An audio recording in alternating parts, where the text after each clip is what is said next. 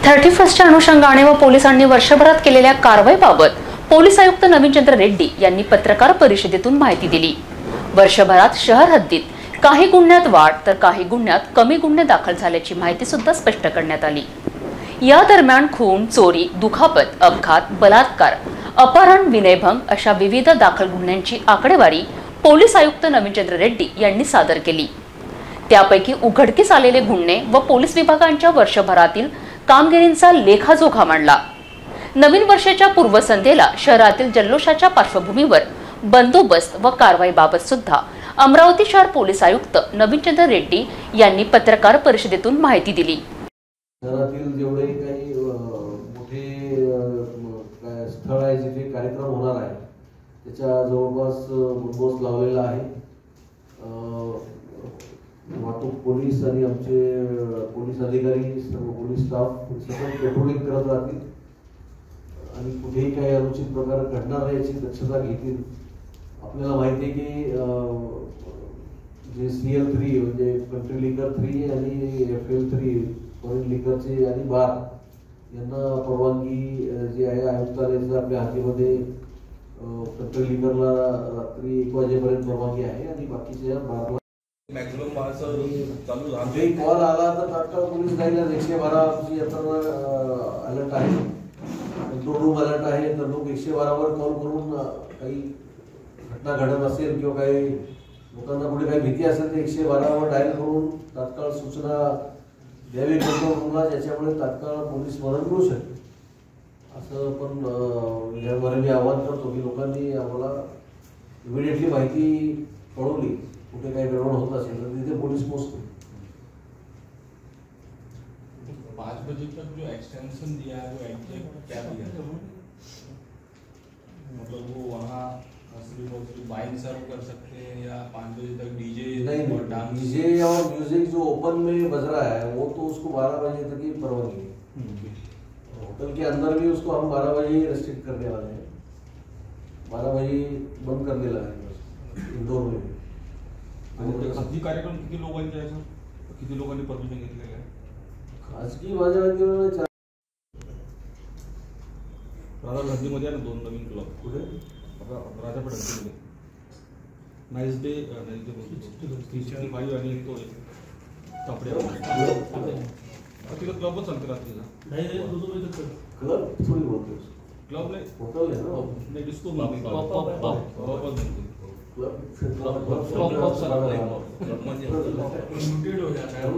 ये आहे ते परमिट रूमच आहे होटल, त्याला पबचं स्टेटस नाही आणि पब असा काही एक्साइजच्या डिक्शनरीमध्ये पब हा शब्द नाही, ते परमिट रूमच आहे ऍक्च्युअली आणि त्यांच्या आतमध्ये म्युझिक लावतो एवढंच आहे।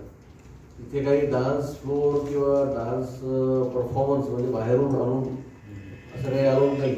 त्यांनी काही ठेवलंय का बाहेरचे डीजे वगैरे आणलंय का? असं असेल तर त्यांना हे करा, त्यांचं स्वतःचा साऊंड प्ले करू शकतात त्याला काही स्वतःचा साऊंड। हा बाकी ज्यांनी मैदानात ठेवले ओपन मध्ये ते परवानगी घेऊन पोलिसांची परवानगी घेऊन करतील। जसं प्राईम पार्क मध्ये काही ठेवलाय वाटतं, प्राईम पार्क आहे आणखी हॉटेलमध्ये आहे, त्यांनी ते परवानगी घेतली ओपन मध्ये, पण ते नाही 12 वाजेपर्यंतच परवानगी। 12च्या नंतर तर साऊंड आज 12 वाजेपर्यंत नाही परवानगी आणि फटाक्याची सुद्धा परवानगी 12:30 पर्यंत, 12 ते 12:30 फटाके फोडू शकतो। सार्वजनिक ठिकाणी तुम्ही साऊंड डिस्प्ले साऊंड प्ले करू शकत, बंद खोलीमध्ये त्याला हे नाही।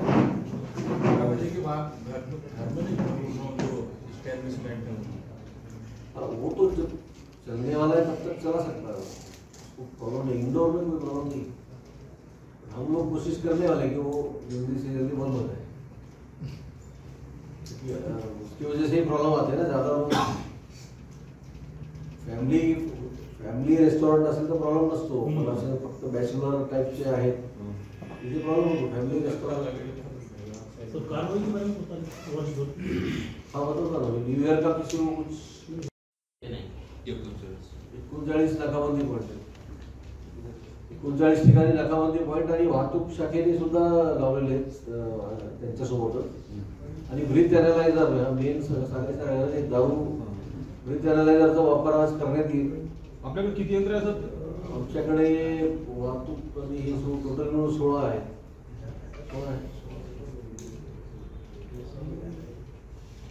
तर ते वेगवेगळ्या ठिकाणी वापरू. आपण दारू पिऊन कोणी वाहन चालवू नये, ट्रिपल सीट चालवू नये, लहान मुलांनी गाडी चालवू नये, हे सुद्धा आपल्याला आम्ही आवाहन करतो की लहान मुलांनी जर गाडी चालवताना पकडले गेले तर त्यांच्या पालकांवर कारवाई करण्यात येईल.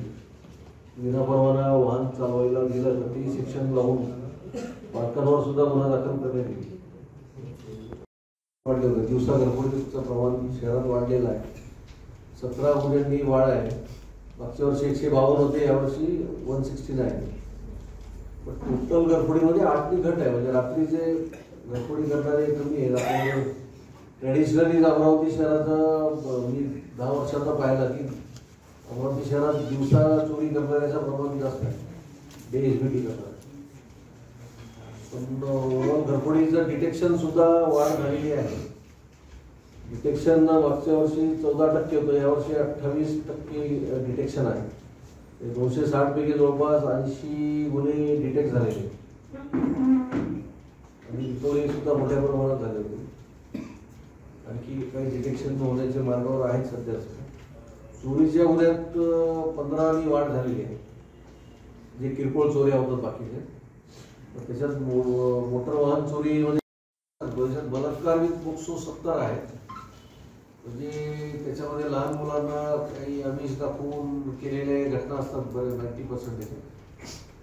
जे अल्पवयीन मुलींसोबत प्रेम प्रकरण आणि नंतर प्रेग्नंट राहिली किंवा असं काही झालं तर असे 73 गुन्हे होते आणि विनयभंगचे 94 होते. याच्यात 177 पोक्सोचे जे सांगितले मी त्याच्यात बलात्काराचा पोक्सो 73 आहे आणि विनयभंगचे 94.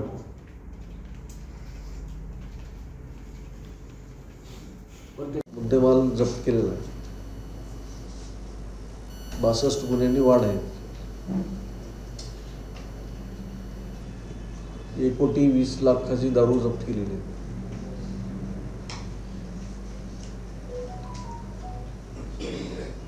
जुगारचे फिगर्समध्ये वाढ आहे. 623 जुगार आणि इतर तत्सम गुन्हे दाखल आहेत. त्याच्यात बेटिंग सगळं येते. 623 गुन्ह्यामध्ये 1556 आरोपी यांच्यावर गुन्हे दाखल झालेले आहेत जुगार कायद्याखाली. आणि 74,75,000 जवळपास 74 लाखाचा मुद्देमाल जप्त केला. 74,36,000. जुगार आणि दारूबंदीचे कारवाई जास्त झाले, वाढ झालेली आहे. अंमली पदार्थामध्ये चांगली कारवाई झाली यावर्षी. 20 गुन्ह्यांनी वाढ आहे आपल्याकडे. 37 गुन्हे दाखल आहेत आतापर्यंत NDPS कायद्याखाली. याच्यामध्ये गांजा, MD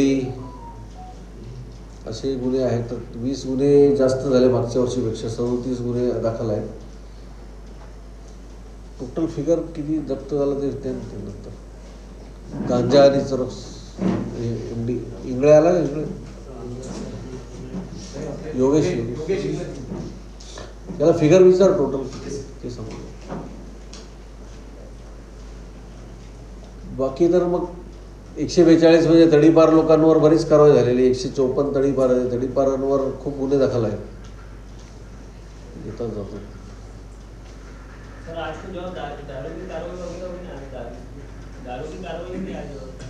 आज भी होगी ना. अभी आज सुबह से 2-4 नांदगांव पेट में हुआ. अभी स्क्वाड ने किया. अभी क्राइम वालों ने भी किया. बोलता हूँ सर फिगर बोलता हूँ.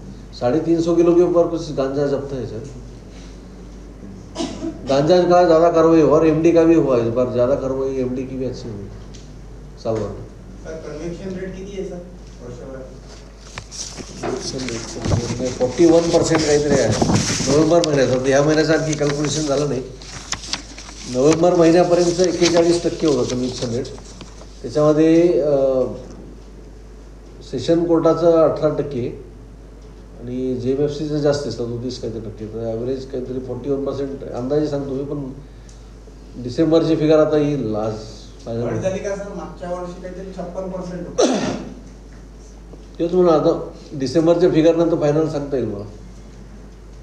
सर यंदा तडीपार 154 आणि गतवर्षी किती होते? नाही तडीपार 154, यावर्षी तडीपार कमी आहे, 67 का 68 आहे. मागच्या वर्षीपेक्षा तडीपार कमी आहे, 100 होते मागच्या वर्षी. कारण तडीपारीचे ऑन पेपर खूप झालेले, तडीपार ओके फायदा नाही होता. बस MPDA मध्ये वाढ केली आहे म्हणून आपण. मागच्या वर्षी 4 MPDA होते, आता यावर्षी 8 MPDA झाले होते आपले, आणि मोका 2 दाखल झाले होते. तर आपलं मोका आणि MPDAवर भर राहील, पण मोका मध्ये 2 आणि MPDA 8 यावर्षी. तर 8 जे कारण रेकॉर्ड बिल्डअप करण्यात महत्त्वाचं असतं. तडीपार झाल्यावर आत्ताचे जे तडीपारवाले ते संपत आले सगळे, परत त्याचे प्रकरण सुरू आहे. पण फायनल ऑर्डर आतापर्यंत यावर्षी 67 झालेली.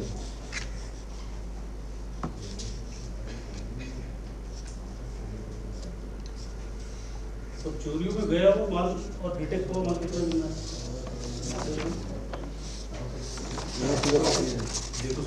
फिगर्स देते अभी आज क्या है, जस्ट घाई में कल फिगर बनाया, 31 को कैलकुलेट होता ना पूरा.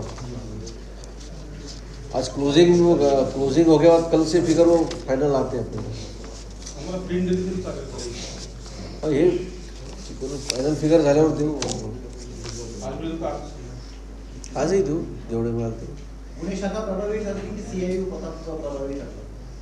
सगळे अमरावती रेस्टॉरंट आली त्याच्यामध्ये गुन्हे शाखेच्या तुलनेमध्ये CIU पथकाची कारवाई अधिक आहे. CIU आणि गुन्हे शाखा एकच आहे माझ्या दृष्टीने. सगळे अमरावती पोलीस एकच आहे, त्यामुळे काही नाही. गुन्हे शाखेचे पण फिगर देतील ना, ते कॅल्क्युलेट करा जरा वर्षभरात. सर मध्यंतरी शस्त्रसाठा जप्त झाला होता, मुंबईवरचाही आरोपी आणला, आणि हा तो शस्त्रसाठा बाल गुन्हेगारांना पुरवठा केला जातोय. ज्युनियर क्रिमिनल वाढलेले आहेत, त्याच्यावरती आपली उपाययोजना नवीन वर्षात आता आपण ते आता जेवढे गुन्हेगारांना काही दिलेले आहेत ती यादी तयार केलेली आमच्या लोकांनी. आमच्या जे क्राईम युनिटनी जी कारवाई केली होती, आणि जवळपास 100 ते 150 लोकांनी हत्यार घेतलेले आहेत अशी त्यांची जी प्राथमिक माहिती आहे.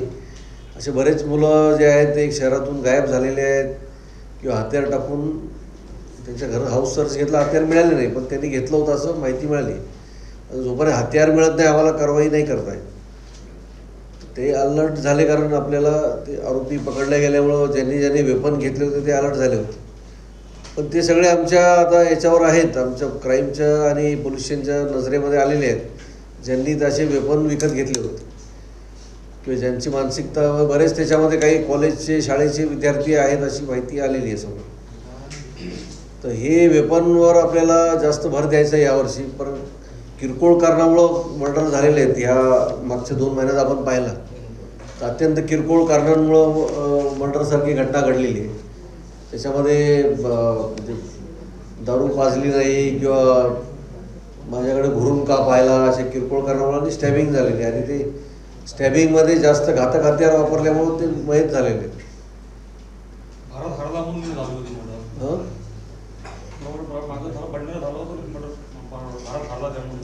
ते तर नातेवाईकच होते ना, आपसातले. म्हणजे बापांनी मुलाला मारलं. तर आपल्याकडे जे मागच्या वर्षी सेन्सिटिव्ह मर्डर 3-4 जरी झाले होते. एक तर आपल्या सगळ्याला माहिती आहे नांदगाव पेठचं सेन्सिटिव्ह मर्डर होता, त्यानंतर कोल्हापुरी गेटचा एक होता, आणि बंडेराचा एक झाला होता. बंडेरात जी शाळेची मुलगी होती, ते असे सेन्सिटिव्ह मर्डर होते, पण डिटेक्ट केले आमच्या सगळ्यांनी. त्यानंतर झाला होता एक भातकुलीला नवऱ्यानेच बायकोला मारलं होतं, ॲक्सिडेंट दाखवला होता म्हणून. असे म्हणजे काही सेन्सिटिव्ह मर्डरच्या घटना झाल्या होत्या.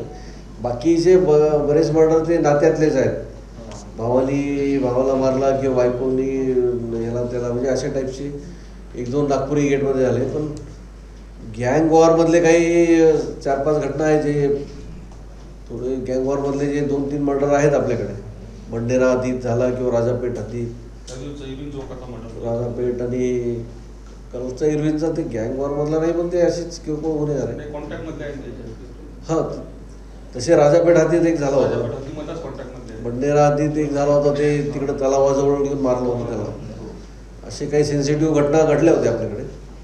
पण ओव्हरऑल आपल्याला जे आहे हत्यार कारवाई कारवाई जास्त झाल्यामुळे आणि MD आणि गांजा याच्यावर कारवाई झाल्यामुळे बऱ्यापैकी कंट्रोल करता आलं. आणि विशेष म्हणजे आपल्याला लॉ अँड ऑर्डर प्रॉब्लेम्स सारखा कुठलाही कम्युनल प्रॉब्लेम होऊ दिला नाही आपण. त्याच्यामध्ये जातीय स्वरूपाची काही घटना घडली आणि काहीतरी दंगल व्हायची परिस्थिती झाली, असं किरकोळ घटना जरी घडल्या तर तात्काळ आमचे सर्व प्रभारी ठाणेदार आणि सर्व लोकांनी इमिडिएटली ॲक्शन घेतल्यामुळे बऱ्याच ठिकाणी मोठी घटना व्हायची टळलेली आहे. छोट्या मोठ्या घटनापासून मोठ्या घटना होतात बऱ्याचदा, आपल्याला अनुभव आहे.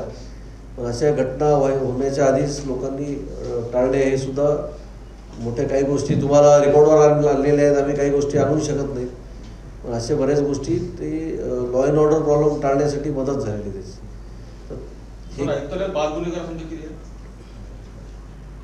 ती फिगर मला नाही देता येणार एक्झॅक्टली, पण प्रत्येक घटनेमध्ये बालगुन्हेगार आहेत ती फिगर देतील आठवले साहेब. तुम्ही काढून घ्या एकदा. मर्डर आणि याच्यामध्ये किती आहेत ते बालगुन्हेगार आहेत बरं. जेवढे चार्जशीट झाले तिथे माहिती आम्ही देऊच तुम्हाला, आणि ज्याच्यावर गुन्हे दाखल आहेत आणि जे रेकॉर्डवरचे आहेत ते प्रकाशित नाही करता येणार, पण नंबर देऊ त्यांचं, म्हणजे टोटल फिगर करू. काकडा नवीन पोलीस स्टेशनची निर्मिती आणि गृहप्रकल्प त्याची सध्याचं स्टेटस काय आहे? आता आपल्याकडे 252 क्वार्टर्सचं बांधकाम सुरू आहे सध्या, ज्याच्यामध्ये 8 वरिष्ठ अधिकाऱ्यांचे क्वार्टर आहेत. 20 जे क्वार्टर आहेत ते PI ACPचे बांधकाम चालू आहे त्याच्यामध्येच, आणि उर्वरित जे आहे ते पोलीस कर्मचारी म्हणजे कॉन्स्टेबल टू SI सगळ्यांना आता एकसारखेच घर मिळतील असं ते हे आहे, म्हणजे नियम होते. पहिले कॉन्स्टेबलला छोटं, नंतर हवालदारला 1 रूम जास्त असं द्यायचे, पण आता सरसकट सर्वांना 300 स्क्वेअर मीटरचं हे आहे कार्पेट एरियाचं घर राहील. असे 8 टावर्स तिथे बांधकाम सुरू झालेलं आहे काम, 8 टावर्सचं. आणि एक टावर जे आहे अधिकारी जे DCP ॲडिशनल SP DCP राहायचे हे इथे गुलमोहरमध्ये होणार आहे, तिथे DCP राहतात. तिथे सुरू बांधकाम झालेलं आहे. एकूण आपल्याला 650 क्वार्टर्सची मंजुरी झालेली आहे, पण पहिल्या टप्प्यामध्ये 252चं बांधकाम सुरू झालं आहे. तर ते हे सगळे बांधकाम पोलीस गृहनिर्माण महामंडळ मार्फत होत आहे. त्यांच्या देखरेखमध्येच त्यांचे आमचे डिपार्टमेंटचे पोलीस हाऊसिंग कॉर्पोरेशनचेच इंजिनियर आणि एक्झिक्युटिव्ह इंजिनियर राहतात, तेच देखरेख करतात. ते बांधकाम सुरू आहे. नवीन प्रपोजल आता फायनल पूर्ण तयारी करून 2-4 वेळेस करेक्शन आलं मंत्रालयातून, पूर्ण फायनल तयार करून 2 प्रपोजल आता आपले DG ऑफिसनी पण करेक्ट करून सर्टिफाय करून मंत्रालयात सबमिट झालेले आहेत. त्याच्यामध्ये आपण जे तपोवनचं केलेलं आहे आणि दुसरं आहे साईनगर. जुनी मागणी साईनगरची आहे आणि आपण एक ॲडिशन आता तपोवन केलं, आणि तिसरा MIDCचा प्रयत्न चालू आहे. त्याचाही प्रस्ताव मी माझ्याकडून परत यावर्षीचा याच्यात जाईल, पण हे 2 प्रस्ताव सबमिट झालेले आहेत. तपोवन याच्यासाठी आवश्यक आहे आमच्या दृष्टीने की तिकडे वस्ती वाढलेली आहे, विद्यापीठ साईडला तपोवनच्या रोडला खूप मोठी वस्ती झाली. दुसरं त्याच्यात गाडगेनगरचा जो पोर्शन आहे तो खूप मोठा झाला आहे, त्याच्यामध्ये गुन्ह्याची संख्या खूप जास्त झाली आहे. त्यामुळं ते पोलीस स्टेशन गाडगेनगरवर गुन्हे तपासाचा, त्या व्यतिरिक्त कलेक्टर ऑफिस, विभागीय आयुक्त हे खूप बंदोबस्त येतात आपल्या वर्षभरात. आपण बरेचदा पाहता की 365 मधले 300 दिवस तरी तिथे कलेक्टर ऑफिस आणि विभागीय आयुक्तला मोर्चा, धरणे, उपोषण सुरू असतं. आणि इरविन चौक पण त्यांच्याकडेच आहे, तिथेही कार्यक्रम होतात. विभागीय आयुक्तसुद्धा कार्यवाही होतं, तिथेही कार्यक्रम काही किंवा काहीतरी घटना होतात. तर हे खूप त्याच्यावर मोठी हे आहे. एरिया पण मोठा आहे. नवसारी तिथे वलगावच्या चांगापूरपासून ते इथपर्यंत त्याचा एरिया आहे, त्यामुळं ते डिवाईड करतो आहे आपण. आणि नांदगाव पेठचा एरिया त्याच्यात इकडे घेतो, जो राडगावचा एरिया आहे तो आम्ही तपोवनमध्ये आणि अर्धा भाग गाडगेनगर असा आम्ही डिव्हिजन करण्याची प्रस्ताव पाठवले. गव्हर्नमेंट कारण ते देशमुख लॉनच्या एरिया, कठोरा नाका साईडच्या लोकांना नांदगाव पेठ जाण्यासाठी त्रास होतो, आणि बऱ्याच लोकांची तक्रार होती 4 व्हीलरवाल्यांची की त्यांना टोल भरावा लागतो. हा एक मेजर प्रॉब्लेम आहे लोकांना. तर ते म्हणजे तक्रार देण्यासाठी जायचं असेल तर ते अननेसरी 500-1000 रुपयाचा भुर्दंड बसतो लोकांना 4 व्हीलरची ज्यांच्याकडे आहे. ते एक मोठी तक्रार आहे. ती समस्या आपल्या सगळ्यांनाही माहिती आहे, ती आम्ही पण हायलाईट केली गव्हर्नमेंटकडे. तर ही समस्या त्यांची सॉल्व्ह करायची असेल तर आपल्याला हे भाग सगळे नांदगाव पेठमधून वगळून इकडे घ्यावं लागतं टोल नाक्यामुळं. सर CCTVचा प्रस्ताव जो आहे तो परत आलेला आहे आपल्याला रिवाईजसाठी, तर तो पुन्हा पाठवला आणि किती कोटीचा आहे? CCTVचा 90 कोटीचा प्रस्ताव होता. तो 2019 मध्ये जो शासनाने मंजूर केला होता हाय पॉवर कमिटीने, तर तो प्रस्तावच त्यांनी आमच्याकडे परत त्याच्यासाठी पाठवला की ह्या 2023च्या रेटमध्ये आता तुम्ही पाठवा, आम्ही तुम्हाला ते बजेटमध्ये इन्क्लूड करून देऊ, असं टेंटेटिव्ह गृह विभागाने पत्रामध्येच उल्लेख केलेला आहे की ते प्रस्ताव तुमचा मान्य आहे, फक्त आता रिवाईज रेट पाठवा. तर रिवाईज DPR म्हणतात त्याला. तर रिवाईज DPRचं आमचं काम सुरू आहे युद्ध पातळीवर. आणि पहिले जी एजन्सी केली ती मुंबईची एजन्सी होती, त्यामुळे त्या एजन्सी आता इथे उपलब्ध नाही. तर आपण नागपूरच्या एजन्सीकडून सध्या करून घेत आहोत. आणि ते याचा प्रस्ताव ह्या महिन्याच्या प्रयत्न आहे की 15 तारखेपर्यंत सबमिट झाला पाहिजे गृहविभागाला. तर ते जर झालं तर पुढच्या वर्षीच्या बजेटमध्ये, म्हणजे गृह खात्याच्या पुढच्या वर्षीच्या बजेटमध्ये इन्क्लूड होण्याची शक्यता आहे. ते एका टप्प्यातच देणार का 2 टप्प्यात देतील हे सांगता येणार नाही, पण आपला प्रयत्न आहे की एकाच टप्प्यात ते सँक्शन झालं पाहिजे. त्याच्यामध्ये पूर्ण कॉम्प्रिहेन्सिव्ह प्रोजेक्ट आहे तो. त्याच्यामध्ये केबल टाकण्यापासून, म्हणजे केबल टाकणे, पोल लावणे, कॅमेरा लावणे, कंट्रोल रूम म्हणजे कमांड सेंटर सुरू करणे, सर्व्हलन्स व्हॅन आहे, हे सगळे असे पूर्ण होलिस्टिक स्कीम आहे. स्मार्ट सिटीला जसे अप्रूव्हल आहेत नागपूर शहर आणि इतर शहर. तर या वर्षीच्या अधिवेशनात सुद्धा तुम्ही ऐकलं असाल की डेप्युटी CM साहेबांनी जाहीर सुद्धा केलेलं होतं की अमरावती शहराचं ते आम्ही CCTV प्रकल्प मंजूर करत आहोत. उसकी पेरेंट एजेंसी कौन रहेगी, मतलब पुलिस रहेगी या महानगर पालिका? नहीं, वो तो गृह मंत्रालय से ही होगा. नहीं, वॉचिंग जैसे नागपुर में वॉचिंग के लिए है वो नागपुर में स्मार्ट सिटी नागपुर को मंजूर है, इसलिए वहाँ पर स्मार्ट सिटी कॉर्पोरेशन है. यहाँ पर वैसा नहीं है. तो यहाँ पर अभी 2 कंट्रोल रूम रहेंगे जो मनपा का यूज़ के लिए वो लोग रखेंगे. बाकी मेजर कमांड सेंटर पुलिस आयुक्त कार्यालय में रहे, ऐसी हमारी कोशिश है. त्याचा उपयोग कोणी घेऊ शकता. डिझास्टर मॅनेजमेंटमध्ये यूज होतोच त्याचा. कलेक्टर ऑफिसला यूज होईल आमच्या गावात, असंच प्रयत्न. यावर्षी नवीन गाड्या घ्यायचाही प्रस्ताव आपला जवळपास मान्य झालेला आहे DPC मधून. DPC मधूनही आम्हाला 18 4 व्हीलर आणि 10 महिला दामिनी पथकसाठी 2 व्हीलर आम्ही जी मागणी केली ती सँक्शन झालेली आहे. 10 18 4 व्हीलर.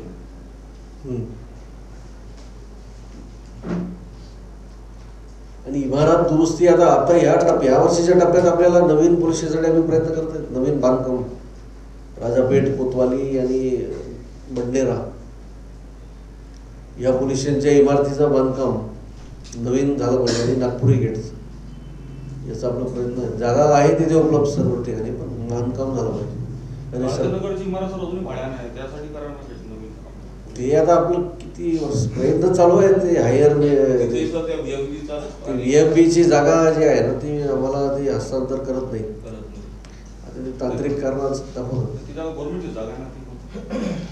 आहे, पण त्याचा प्रत्येक डिपार्टमेंटकडे असतील जागा, ते सोडत नाहीत ना आपली जागा. कुठे? हां, भातकुलीलाही जागा नाही ना अवेलेबल.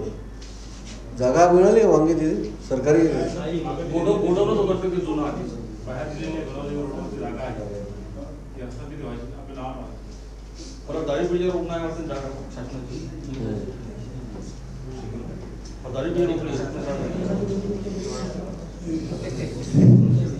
भातकुली क्या अपने लिए सैटेलाइट जैसा है, उसमें ध्यान कम रहता सबका.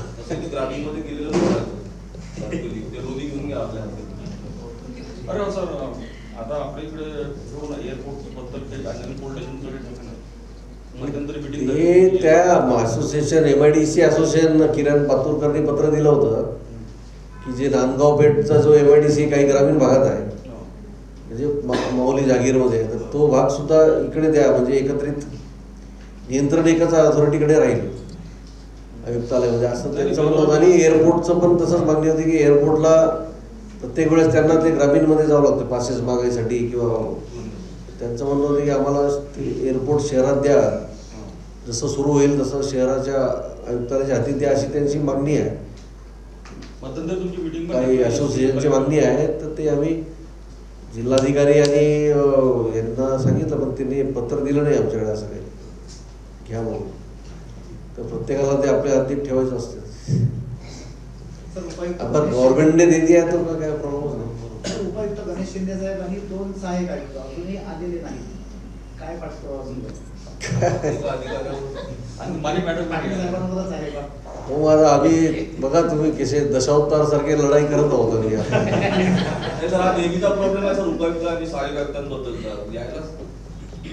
त्याच्यामुळे ते आमचे जे बाकीचे कारवायावर थोडा फरक पडतो ना, म्हणजे ते एक तर DCPवर सगळा ऑफिसचाही लोड येतो, आणि तडीपार करणे किंवा बाकी पोलीस स्टेशनचं व्हिजिट, पोलीस स्टेशनवर जे नियंत्रण असतो ते थोडं एका व्यक्तीवर जास्त लोड येतो.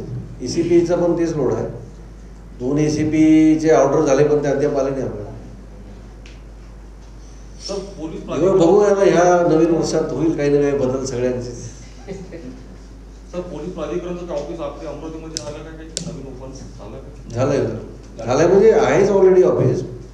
ते जे मेन जज असतात तेच हजर झाले नाहीत. काय नाव तुमचं? आता ते कॅन्सल झाले. आता नवीन ऑर्डर होईल गव्हर्नमेंटकडून, तर आता एक मेंबरची ऑर्डर झाली, निखार म्हणून येतो. निखार काही असं वाटणं गाडगेनगर ऑफिस भाड्याच्या जागेत आहे, तेच आहे का ते पोलीस प्राधिकरण तक्रार होतं पूर्वी, आता नाही.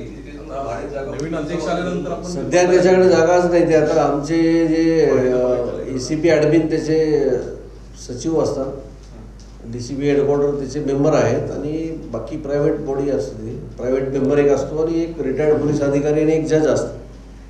तर ते ॲक्च्युली ज्यावेळेस सगळे येतील त्यावेळेस आम्ही इथून ते बाहेर पाठवू ऑफिस, कारण पोलिसाविरुद्धचे तक्रारी येतात ना, ते आमच्या ऑफिसला राहणं योग्य नसतं. तर ते आम्ही कलेक्टर ऑफिसकडून माहीत एखाद्या भाड्याची इमारत घेऊन देऊ त्याला. फक्त त्याचा ॲडमिनिस्ट्रेटिव्ह म्हणजे त्यांचे पगार काढणे, त्यांना स्टाफ पुरवणे एवढंच आमचं काम आहे. त्यांच्यावर आमचं नियंत्रण नाही. ते पोलीस तक्रार प्राधिकरण वेगळी अथॉरिटी है, इंडिपेंडेंट अथॉरिटी. सर 22 जनवरी का जो प्रोग्राम डिसाइड है अयोध्या का, उसको लेकर महाराष्ट्र के 6 सिटी अलर्ट किया है दिल्ली में, उसमें अमरावती का नाम है. आज इसका ये पब्लिश हुआ और रहना कभी पहले से नजर रही अमरावती में, इसके ऊपर कुछ काम शुरू हुआ है. ऐसा किसने अलर्ट किया है, किसने जाहिर किया है? दिल्ली से जाएगा अलर्ट सिटी में. 6 सिटी है, 6 सिटी में अमरावती का नाम है. हम तो हमेशा अलर्ट ही रहते हैं, लेकिन ऐसा कहाँ जा है?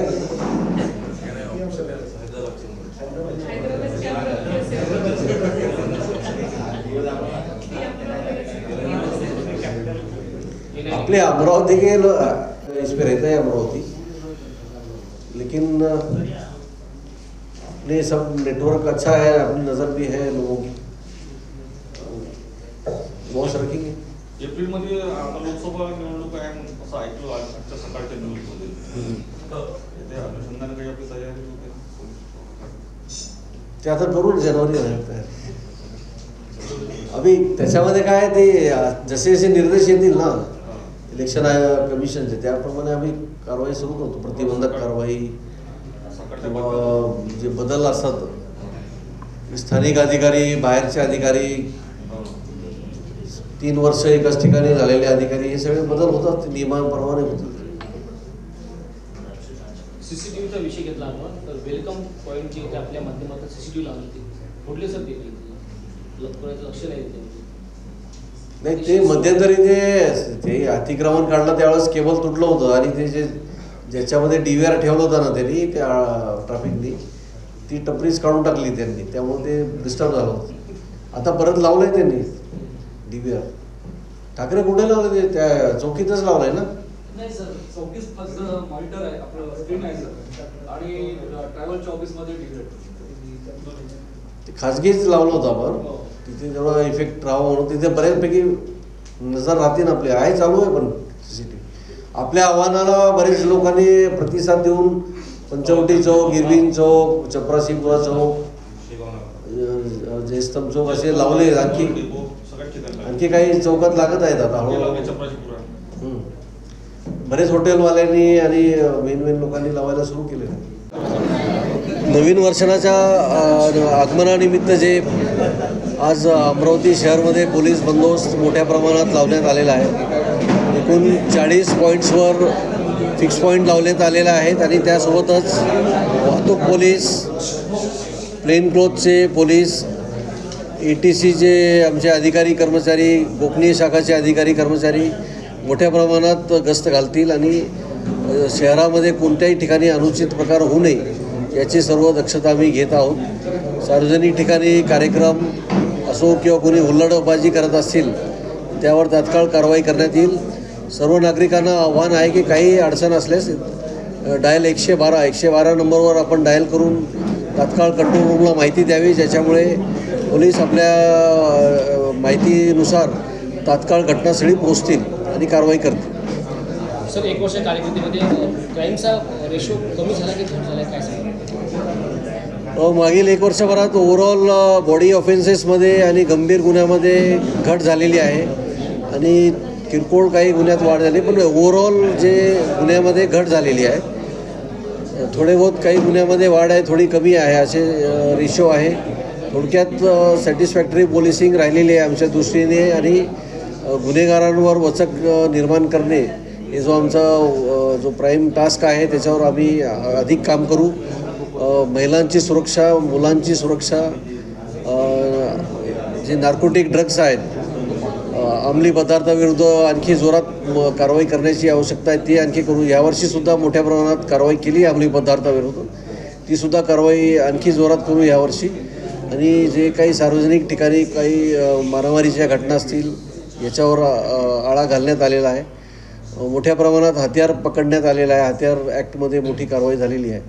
तर अशा प्रकारे कारवाई करून शहरात शांतता सुव्यवस्था ठेवण्याचं आम्ही काम अत्यंत चोखपणे आणखी करण्याचा प्रयत्न करू. नवीन वर्षानिमित्त नागरिकांना काय आवाहन करायला? सर्व नागरिकांना नवीन वर्षाच्या येणाऱ्या शुभेच्छा देत आहोत आणि तसेच सर्वांना आवाहन करण्यात येत आहे की सार्वजनिक ठिकाणी नवीन वर्ष साजरा करताना शांततेत कोणालाही त्रास होणार नाही आणि कायद्याच्या पालन करून सर्वांनी नवीन वर्ष साजरा करावे असेच मी सर्व नागरिकांना आवाहन करतो आणि सर्वांना येणाऱ्या नवीन वर्षाच्या शुभेच्छा देतो. धन्यवाद.